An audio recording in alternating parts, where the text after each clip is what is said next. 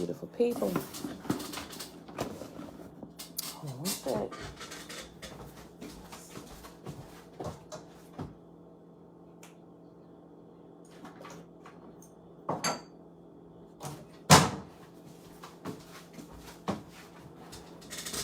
Hold on, y'all. I forgot something. Hold on.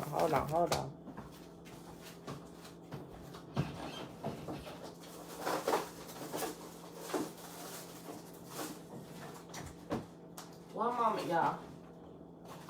I gotta run upstairs. Hold on.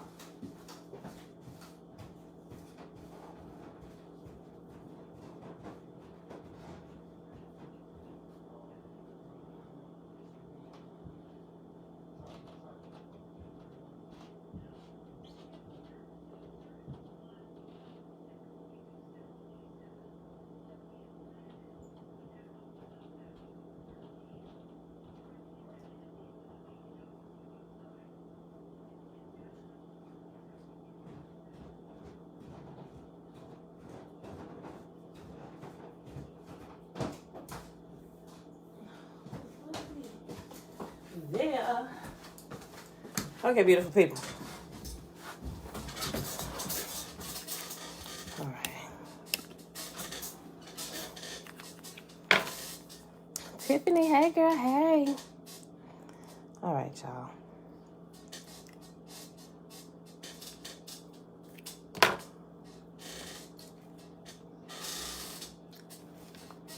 All right, beautiful people. Happy Friday. Sorry about the delay.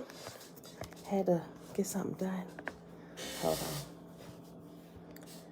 on. All right, but we here. All right, we're a little bit tardy. Had to handle something this morning. Now we ready to rock and roll. Okay, let me pull this up.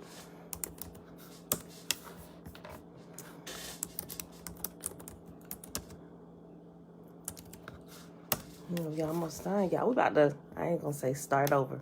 We're gonna have to, I said we're gonna read Maccabees. So, we'll be starting Maccabees here soon. First Maccabees, rather.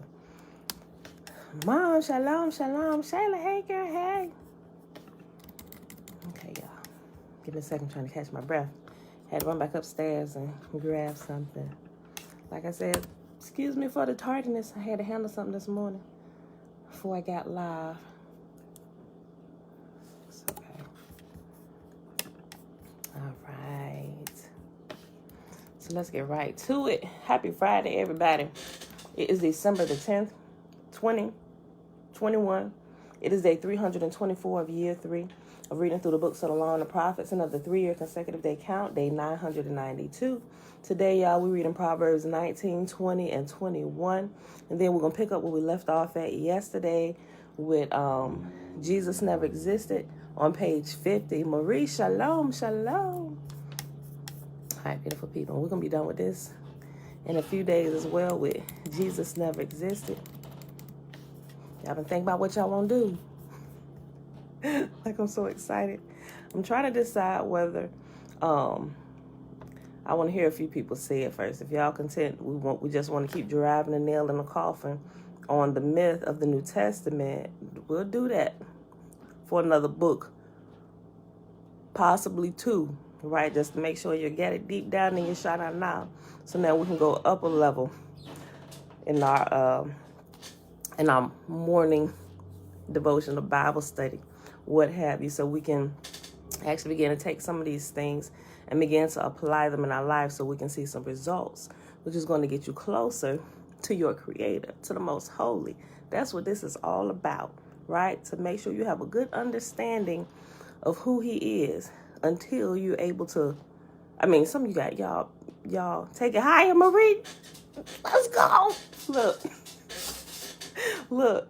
So, you all should already know how to walk with Yah, but there's some that don't, or just they're kind of like at an impasse and they don't know where to go. It's better to continue to walk in truth, or if you've gotten to a certain point, more truth needs to be revealed to you so you can take it just a little bit higher, right? Did Trina come in yet? She sent me a message. She was talking about the praying in tongues, what we was talking about yesterday, because she said, did I ever tell you what happened to me when I was praying in tongues? She said she used to pray in tongues for 8 hours a day, and things began to happen, and it scared the mess out of her, and she stopped. She said she was glad I talked about what I was talking about yesterday, so she thinking she gonna start again. I'm telling you, if we're taught from the beginning what things are, I don't think it would take us so long to develop spiritually, right? You know, some paths are needed for some people to walk down because you may not see it now, but it's going to add to your learning down the line. It's going to add to your understanding, right? So, but I'm excited about it. So, but also the book that I mentioned yesterday, Walk of the Spirit, Walk of Power. The link that I first left, I'm not sure if you guys clicked on the link when I first left it. Jen, good morning, sis. But I went to Amazon, and these jokers had it for sale for guess how much? $97. Yo, I bought that book even though I bought it, I think I got that book. I want to say it was 2006. Matter of fact, I think I wrote a date in my book. I think I got it back in 2006. Ain't nowhere in the world it should be that high. Even today in 2021, right? It's $97. I paid about $14 for that book. And I have the digital download. So I was wondering, Grand Rising, Uncle JB, Uncle Nathaniel, peaceful greetings. I was wondering if, and I want to ask y'all, the book for $96 is called Walk of the Power, Walk of the Spirit. I'm going to share what I did. I looked around yesterday. I even went to their own website, not Amazon. I was trying to find like a cheaper version because I know some people want to get it that don't have it. But guess what? I looked up upon when I went to his website. He has now made that book free, right? So if you go back to the video from yesterday in the comment section or even in the description box, I think I put it in the description box on YouTube. Definitely I put it in the comment section. I pinned it to the top. If you go down, you can click on the link and you can get it. You can download it to your computer. Or you don't have to download it. You can just click on the link, the PDF link, anytime you want to read it. And it's there. But what I did want to ask you guys, because remember I told you yesterday, it is a Christian gentleman who wrote the book. But nevertheless, there are some real life, true principles in there that work spiritually. I know because I tried them. I still practice them today, which is what contributes to my spiritual growth. I'm not telling you any lie. So, but I said that because I'm wondering, because of those, I know I explained a lot, and I told you, I said, get his book is really good detail. I'm wondering as we take it up a notch, because I think this is something, yeah, it was on but I saw that too, because I Googled it. It was up there for $2.95, right? So if you want a printed copy, don't get it from Amazon. You can go to 8 Books. I was looking for Barnes and Nobles. I didn't see Barnes and Nobles, but I did. I saw that one for $2.95 on 8 Books, Marie. Yeah, so check around. I'll check around some more, see if it's like other places, because that may like be a single person selling it, or they could just have a few. I don't know. But there's a free PDF that the author Dave Roberson has made available for everybody. So you can use that until the printed one comes available. So I was wondering, because I like how the principles are laid out, and it really helped me to understand, because he used his life, his experience while he was going through, as he was learning what was happening, because it freaked him out at first, you know. But people don't tell us, like, when we do it, what's going to begin to happen to us spiritually. Ooh, y'all, and I had an experience last night while I was praying and meditating that I never experienced before. And I'm like, oh, wait. Let me stop, because I was taking not TMI out. So sometimes when I take a long bath, we saw candles or whatever, and just relax. I ain't had candles last night, but so you can get the feel that I was taking one of those long bubble baths, right? I decided to pray and meditate while I was in the tub. So you know how you sit in a position too long, or maybe like you sit on the toilet or something too long and your legs start falling asleep? Okay, so that's not what happened to me. Although I don't even know if it's similar, right? Because sometimes when I pray, I feel this, depending on how long I'm praying, there is like this, I guess you can say, energy or feeling that begins to rise in my body, right? And I'd be like, oh, okay, I'm gonna stop now, because I don't know, right? And I'd be kind of scary sometimes still. I just don't know if I'm gonna transform or what. So I was like, Pam, why is you tripping? You just got to go all the way in with this thing, right? So what happened is I'll feel this, like when I get in the zone, I'll like feel this power and it begins to rise, and I can literally feel it starting at my feet and begin to like rise up, and then I'll stop. So that happened again last night. But this time it wasn't so intense like that. Like if I'm standing up, but I was laying down, and well, clearly I'm sitting in the tub, right? And I was laid back, relaxed, and had my eyes closed, right? So as I was meditating, I've noticed now that I wasn't asleep. I tend to go into a deeper state of meditation. I think that's what it's a deeper state of meditation, right? Into where everything just kind of like flows. It's almost like, it's like I feel my body there. I'm trying to make sure I explain this. I don't know if you experience it. It's like my body is there, but it's not there. Like I can feel my body, but it's like my body is weightless. So this began to happen last night, but it wasn't like my full body. It started at my feet again.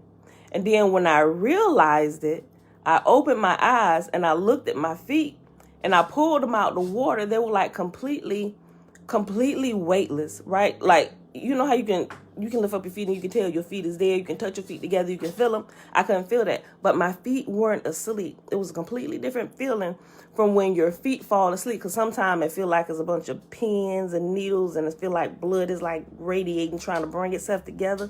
When your feet fall asleep, it wasn't that. It was weird. I wasn't scared of anything, but I'm like, what? And I'm looking at my feet. Like I saw my feet. I tapped my feet together.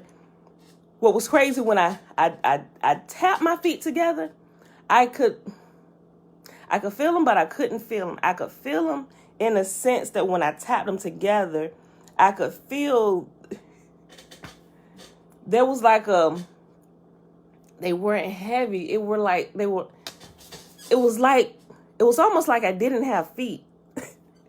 I think that's the best way to explain it. I could feel it only in a sense that I could look at my feet and saw that they were there. And when I brought my legs together to clap my feet together, I could feel that they were there simply because like my ankles, like from my ankles down, right? And I'm like, oh, shoot, what is going on? This is different from, so I'm like, okay, Pam, quit tripping. Girl, you just got to go completely in. So sometimes, like when I start praying, I'm gonna just try and go through this. I like call my sister. I'm like, listen, okay, that's what I'm about to do, right? I say, so just in case, I don't know if I'm like pass out, going to another dimension or what, but somebody needs to know what's happening. So, but if people would teach us or somebody, like, no, they weren't, Janet, they weren't numb. That's the thing. I know what numb feet feel like, because my legs are falling asleep, my feet have fallen asleep, even my arm, like if you sleep on the wrong, it wasn't that type of numb. Like it wasn't any kind of discomfort. It was just like it was weightless. They were there. I was lifting them. I didn't have like any numbness or any tingling or anything going through them. I was even wiggling my toes. That's the best way I can describe that. It was like it was just air at the bottom of my ankles. And I was just wiggling. Now, what I didn't do was reach over and touch them with my hands. That's probably what I should have did. I was just I was amazed at what was happening. I'm like, what? I was wiggling them. And I did like, that's like what I eat today. Something send my sugar up. This is like a diabetic attack or something. Like, seriously, all these things going through my head. It's crazy, but when I got out the tub, I started looking around. I started Googling stuff. What does it mean when your body, I put in specifically when you're meditating, and body parts seem to disappear. That's what I put, right? And it was quite a few different things. And people say when you reach that state, your body is literally becoming weightless, so to speak. It means that your Your brain waves have slowed down into like I think it was like theta. And what's happening is your body is going into a deeper state of meditation, right? To where, remember how I told you if you pray in tongues for, and that's what had happened with you. I'm frozen. Chat disconnected. Why disconnect? Can y'all see me? Chat disconnected. Please wait while we try to reconnect you. I ain't do nothing, y'all. Hold on. I don't know what's going on, y'all. Can y'all see me? Y'all here? No? Maybe I should stop it and start it over. I'm looping. I'm going to stop it. I ain't do nothing, y'all. I promise I didn't. Hold on. Let's just leave. And hold on. I'm sorry, y'all. I'm going to end the stream.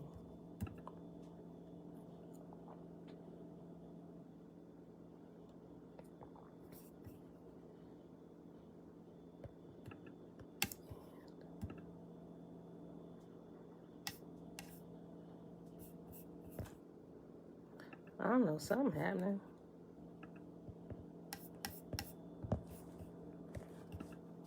Hold on, y'all.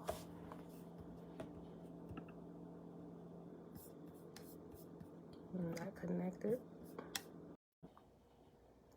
Everything is disconnecting. It's weird because we got a whole new Wi-Fi system. New upgraded everything. Everything was fine. Hold on. Okay, we back.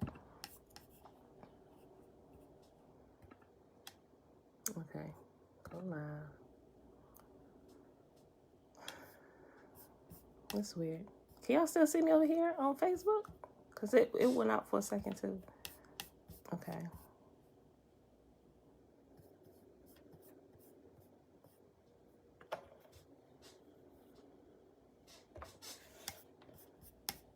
No.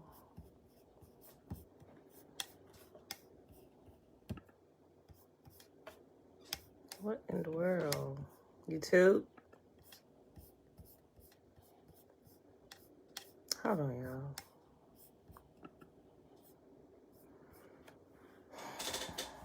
Okay. Dana, hey, girl, hey. Okay, stream finished. Okay. Let's see if this will start over. New stream, yes. We back.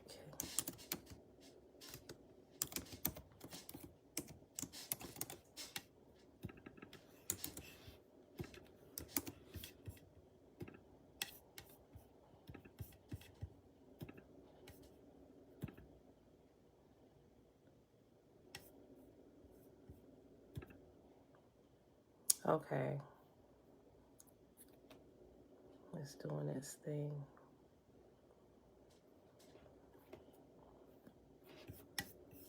What?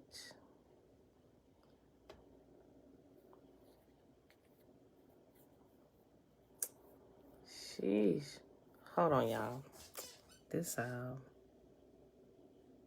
hold on.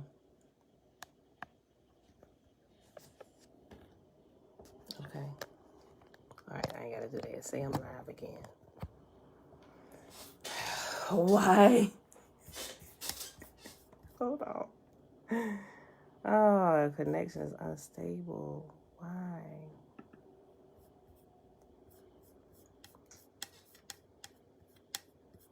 Okay. Let's move it. Hold on, y'all. I'm trying to get this. Hold on. I may pause for a second here on Facebook. Let me see if I can just connect it to my phone's Wi-Fi. Hold on.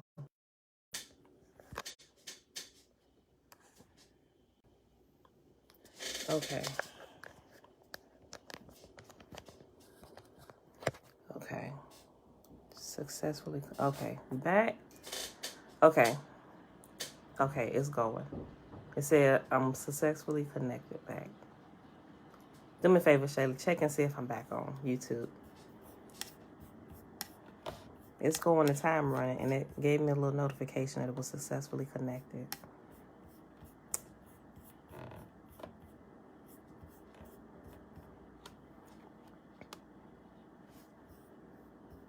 I wonder if I just need to stop this and start this or not yet. Okay. Hold on. Look, we need to start reading. Yeah, I'm about to say, look, y'all gotta go to work. Go to work. While we work this out. I'ma still record. Oh shoot, somebody came in and hold on. Wait, hold on. Let me see. It did it right when I clicked it. Let me just close it. Close it all together. We getting this together, y'all. Hold on. Let me just. Sheesh. Okay. New stream. Please. Yes, new stream.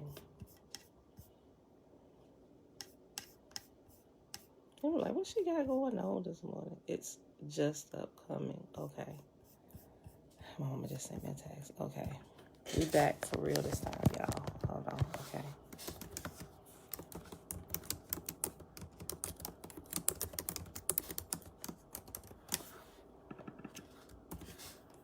Okay, make it go through the whole little thing again. All right, y'all. Okay. It should be up in like 30 seconds. We got that done.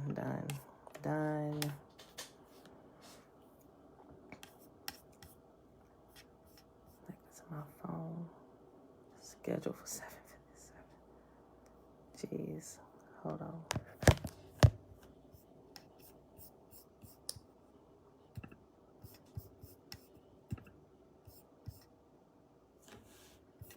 Go live. Okay. All right. Okay, y'all. All right, the new stream is up, and I'm going to leave that alone. I think I probably just hit it too fast last time because it looked frozen to me. Okay, time is rolling. It says recording. I'm live on YouTube. Do me a favor, Shayla. Check it for me. Click it real quick. Refresh. It's a new stream. So the one you checked last time, it's not going to be that one.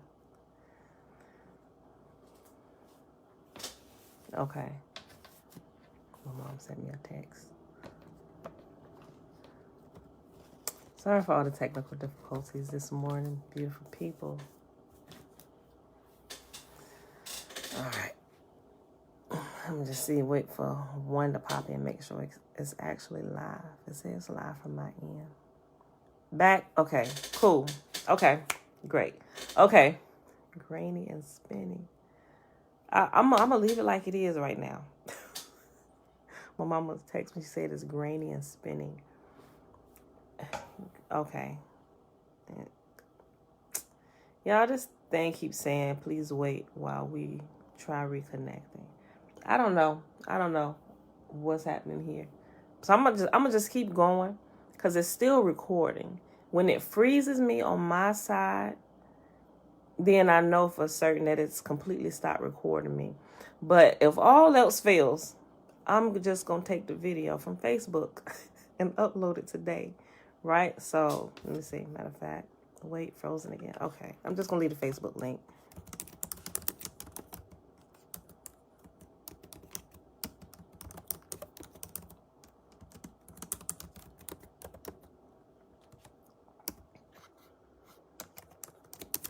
Hold on. Let me get my link. I'm just telling everybody to come to Facebook so we can finish the video. We ain't even started. Oh, we ain't even read the Shema chapter yet. Frozen now, y'all. I don't know what's happening. Let's see.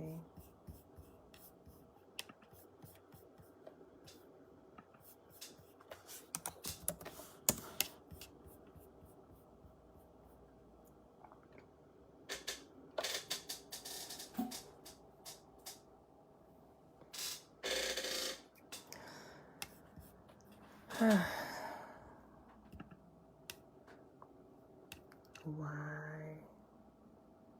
I wonder. Hold on, y'all.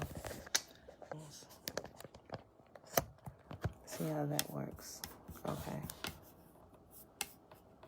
Okay, so that's up. I'm going to bring the link.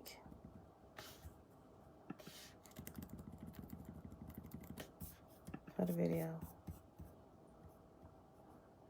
And beautiful people, we're working through this. You gotta go to work? Go to work. I'm gonna finish this video today. Hold on. Okay. Link. There we go.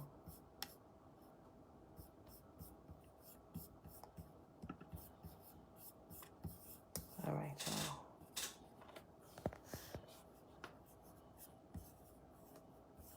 I posted the link.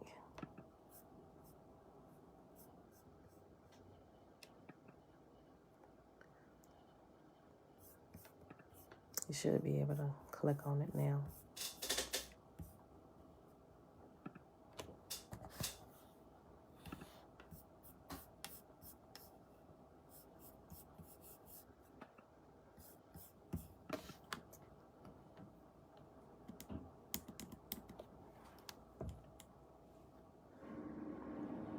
And what's crazy is I shouldn't have any kind of interference with the connection at all because everybody's asleep. Ain't nobody on the games or nothing. Okay. I'm going to just keep going, y'all. I put the link in there. Okay. And I'll leave this up. I'll leave the YouTube video up and let it just keep recording because from my end, it shows it's still recording. But it keeps going back and forth with this. Your connection is unstable. Please wait while we try reconnecting. All right. Let me know if the link works or not. I'll come back and forth periodically to double check. All right, beautiful people. Okay, so let's go ahead. What was I saying? I was talking about I couldn't feel my feet, but so I had Googled it, and it was just explaining that when you get into deeper states of meditation, your body tends to feel weightless, right? And it's just like a deeper concentration, and they say your brain goes into like the theta wave state, but your spirit becomes more active, right? And I believe people who try it at that point, when your body gets to that point, that's when they're able to astral project. But in the church world, they call it open visions, right? So it's the same thing that's happening, just depending on where you grew up at, your spiritual understanding. They use different terms. So when you get into that state right there, your body is not heavy. It's literally weightless. You can become fully interactive with what you're seeing, right? Okay. So, or they call it like a trance or transcendental state. That's what happens to your body. Now, I haven't fully felt that all the way. Like I said, it just scares me. And I shouldn't be scared because there's like an ultimate peace that flows over me when it's beginning to happen. But I don't know, I'm just like, I ain't never taken that step yet. And although I've read about it, just got to kind of keep going, right? Because there's a peace and I can see. And the dream kind of like already starts, or whatever it is I'm seeing. It's weird. It's like this whole interactive thing that if it never happened, you probably like, what are you talking about? The best way to really understand what I'm talking about when I'm explaining that is for you yourself to experience it, right? And praying in your most heavenly language or praying in tongues. Like I said, other religious backgrounds, they call it chanting, but it's the same thing. And it's really done. It's a tool to bring your body into alignment, to calm it down, and also your busy mind to calm it down so you can connect to Yah and hear what he's saying or see what he's trying to show you, right? And things just like come to you. Thoughts, like true things, answers to prayers come to you it comes to you more easily when you're in that state. So I had said all of that before I started dealing with all this, that I'm wondering if we should take the book that I was telling you about and read it together. Because while we're going through it, I can share some other things that happen to me, or things that I've seen that I know for certain happen to other people when they get to certain states. Now, why I'm asking is because, like I said, it's written by a Christian gentleman. It's written by a Christian gentleman. So some people, as they're waking up to their Hebrew roots and all that stuff, they get triggered by certain words that Christianity uses. And I don't want to trigger you, right? So that's why I tell you things. So, but if you can get through it, we know how to separate truth from error. When he say Holy Spirit speaking to it, we know it's the Spirit of Yah. It's the Spirit of Yah himself, not somebody separate from him, right? But with his understanding at that point, he still uses the Christian term. So I'll just bring it up. Y'all think about it. Let me know, right? So that way we can kind of walk through it together. And while you're practicing doing those things, building up yourself, making your spirit more sensitive to the voice of Yah, you understand what's going on so you don't stop and like give up, right? Okay, so just kind of wanted to hear y'all thoughts about it, if that's what y'all want to do. I know a couple of people say, let's go, take it up a notch, right? Okay, let me go ahead and get started. Where we at? We like almost 40 minutes in. Let's go ahead and do the Shema chapter, y'all, which is found in Deuteronomy. I'm definitely gonna probably have to just upload this video to YouTube today. Okay, a call for wholehearted commitment. This is Deuteronomy chapter 6. These are the commands, decrees, and regulations that Yahuwah your God commanded me to teach you. You must obey them in the land you are about to enter and occupy, and you and your children and grandchildren must fear Yahuwah your God as long as you live. If you obey all these decrees and commands, you will enjoy a long life. Listen closely, Israel, and be careful to obey. Then all will go well with you, and you will have many children in the land flowing with milk and honey, just as Yahuwah, the God of your ancestors, promised you. Listen, O Israel, Yahuwah is our God, and he is God alone. And you must love Yahuwah your God with all your heart, all your soul, and all your strength. And you must commit yourselves wholeheartedly to these commands that I am giving you today. Repeat them again and again to your children. Talk about them when you are at home and when you're on the road, when you're going to bed and when you're getting up. Tie them to your hand and wear them on your forehead as reminders. Write them on the doorposts of your house and on your gates. Yahuwah your God will soon bring you into the land he swore to give to you when he made a vow to your ancestors Abraham, Isaac, and Jacob. It is a land with large, prosperous cities that you did not build. The houses will be richly stocked with goods that you did not produce. You will draw water from cisterns you did not dig, and you will eat from vineyards and olive trees you did not plant.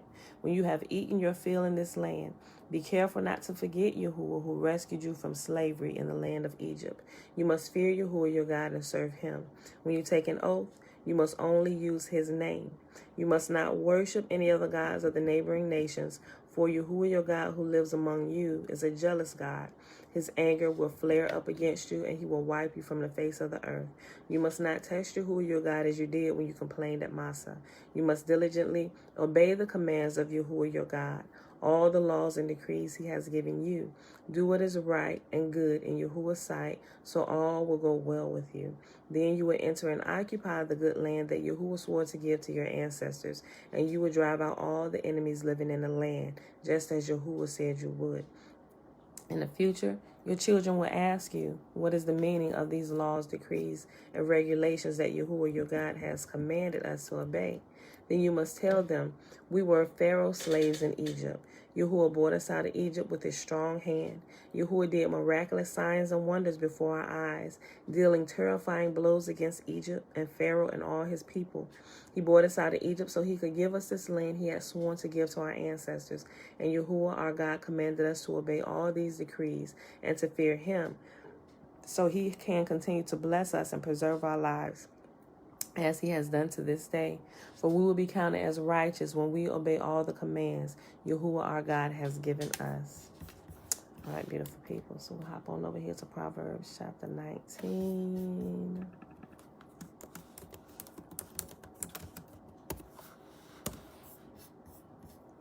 Let me see what's going on over here on YouTube, if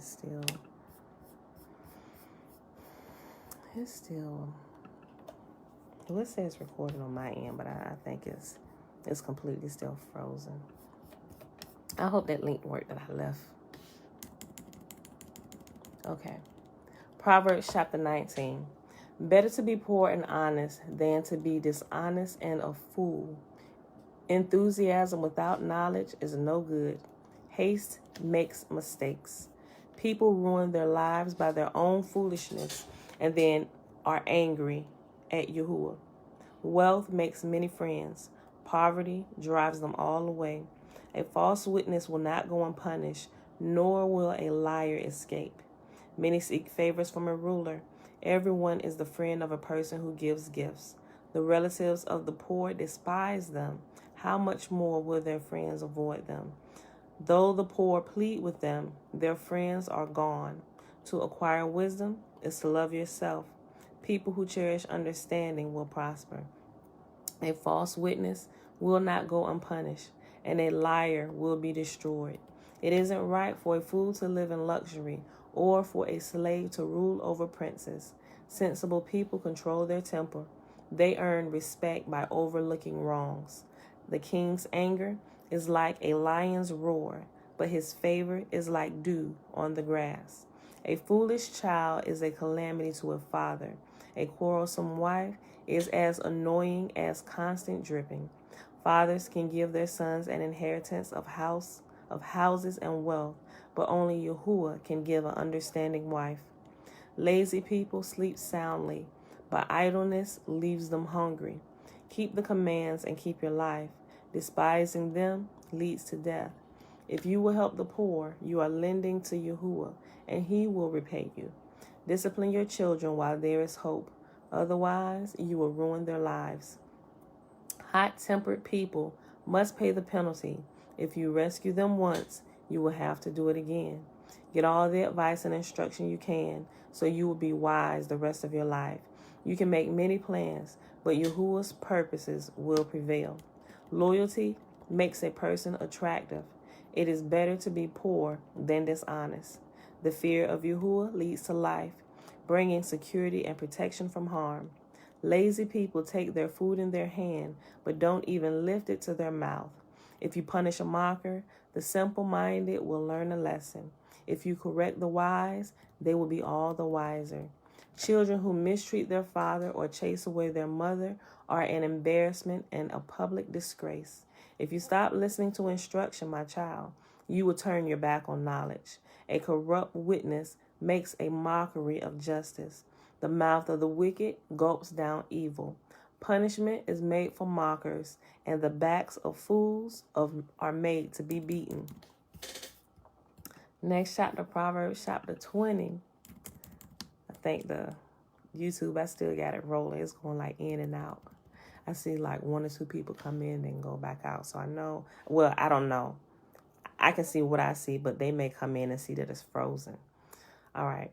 Wine produces mockers. Alcohol leads to brawls. Those led astray by drink cannot be wise. The king's fury is like a lion's roar. To rouse his anger is to risk your life. Avoiding a fight is a mark of honor. Only fools insist on quarreling. Those too lazy to plow in the right season will have no food at the harvest. Though good advice lies deep within the heart, a person with understanding will draw it out. Many will say they are loyal friends, but who can find one who is truly reliable? The godly walk with integrity. Blessed are their children who follow them. When a king sits in judgment, he weighs all the evidence, distinguishing the bad from the good. Who can say, I have cleansed my spirit, I am pure and free from sin? False weights and unequal measures. Yahuwah detests double standards of every kind. Even children are known by the way they act, whether their conduct is pure and whether it is right. Ears to hear and eyes to see, both are gifts from Yahuwah. If you love sleep, you will end in poverty. Keep your eyes open and there will be plenty to eat. The buyer haggles over the price, saying it's worthless. then brags about getting a bargain. Wise words are more valuable than much gold and many rubies. Get security from someone who guarantees a stranger's debt. Get a deposit if he does it for a foreigner's. Stolen bread tastes sweet, but it turns to gravel in the mouth. Plans succeed through good counsel. Don't go to war without wise advice. A gossip goes around telling secrets, so don't hang around with chatterers. If you insult your father or mother, your light will be snuffed out in total darkness. An inheritance obtained too early in life is not a blessing in the end. Don't say, I'll get even for this wrong. Wait for Yahuwah to handle the matter. Yahuwah detests double standards. He is not pleased by dishonest scales. Yahuwah directs our steps, so why try to understand everything along the way? Don't trap yourself by making a rash promise to God and only later counting the cost. A wise king scatters the wicked like wheat, then runs his threshing wheel over them. Yahuwah penetrates the human heart, exposing every hidden motive. Unfailing love and faithfulness protect the king. His throne is made secure through love. The glory of the young is their strength. The gray hair of the experienced is the splendor of the old. Physical punishment cleanses away evil. Such discipline purifies the heart. Last chapter for the day, y'all. Proverbs Chapter 21. The king's heart is like a stream of water directed by Yahuwah. He guides it wherever he pleases. People may be right in their own eyes, but Yahuwah examines the heart. Yahuwah is more pleased when we do what is right and just than when we offer him sacrifices. Haughty eyes, a proud heart, and evil actions are all sin. Good planning and hard work lead to prosperity, but hasty shortcuts lead to poverty.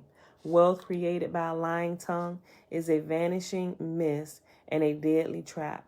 The violence of the wicked sweeps them away because they refuse to do what is right. The guilty walk a crooked path. The innocent travel a straight road. It is better to live alone in the corner of an attic than with a quarrelsome wife in a lovely home. Evil people desire evil. Their neighbors get no mercy from them. If you punish a mocker, the simple-minded will become wise. If you instruct the wise, they will be all the wiser. The righteous one knows what is going on in the homes of the wicked. He will bring disaster on them. Those who shut their ears to the cries of the poor will be ignored in their time of need.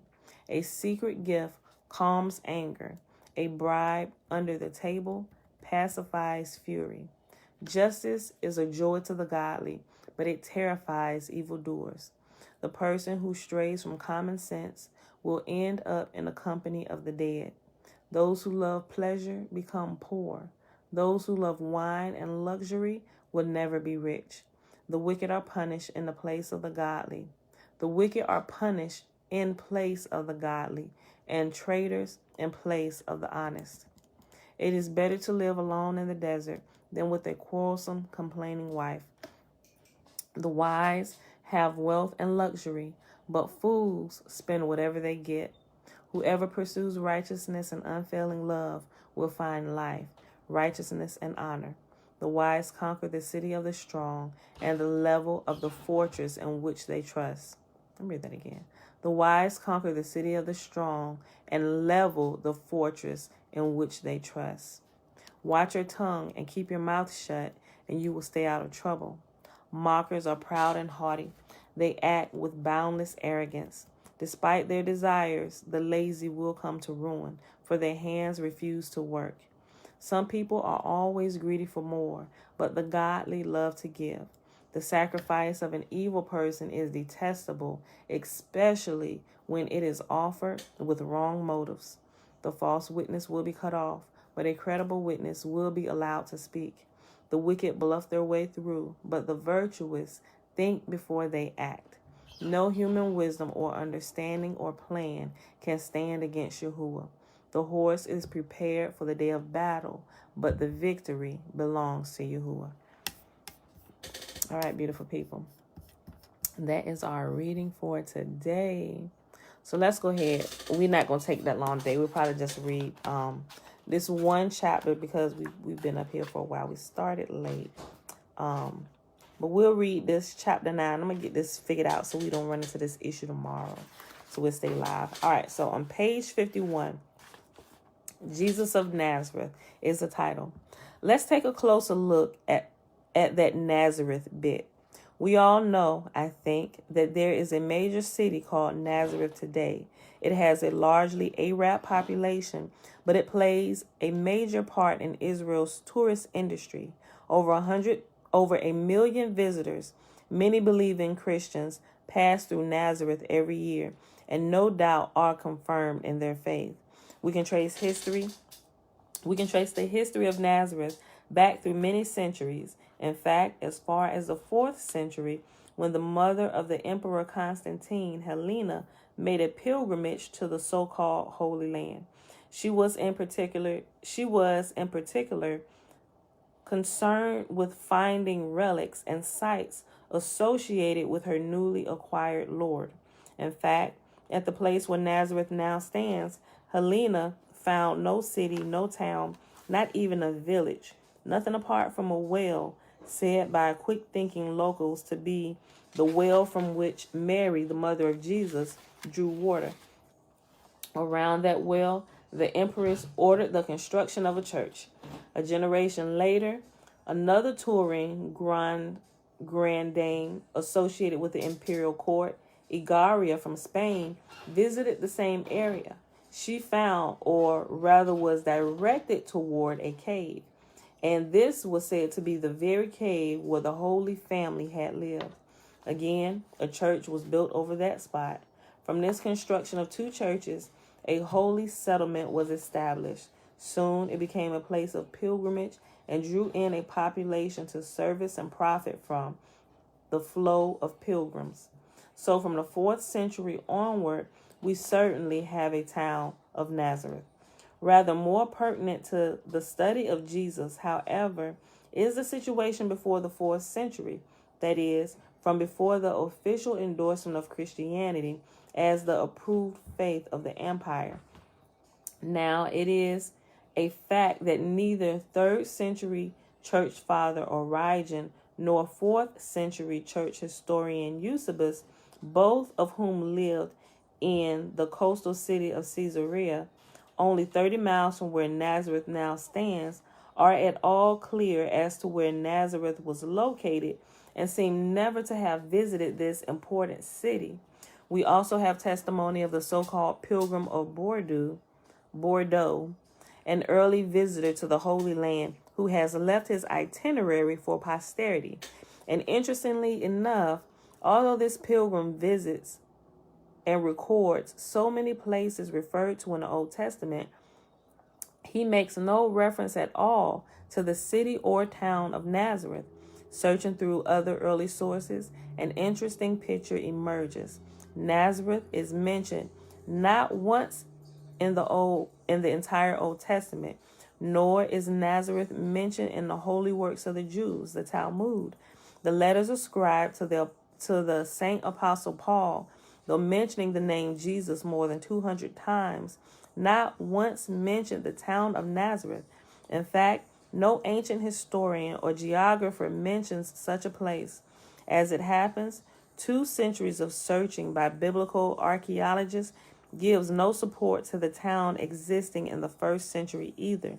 There are meager finds from both earlier and later periods, most of them associated with burials. At best, the few artifacts point toward a small farming settlement, perhaps of a single family of 2 or 3 extended families, but nothing that would correspond to the so-called city of Nazareth recorded in the Gospels. Such a tiny rustic community would not have had a synagogue where Jesus might have spoken. How can it be that neither archaeology nor historical sources support the claims of a city of Nazareth as found in the Gospels? The answer is that the city of Nazareth as a hometown of Jesus is the product, not the precursor, of religious faith. In the original fable, written in Greek by the author whom we now call Mark, we don't find Jesus of Nazareth, but in fact, Jesus the Nazarene. Nazarene is quite unrelated to a place name. It refers problematically either to truth or to branch, and may possibly have some link to Nazarite, one who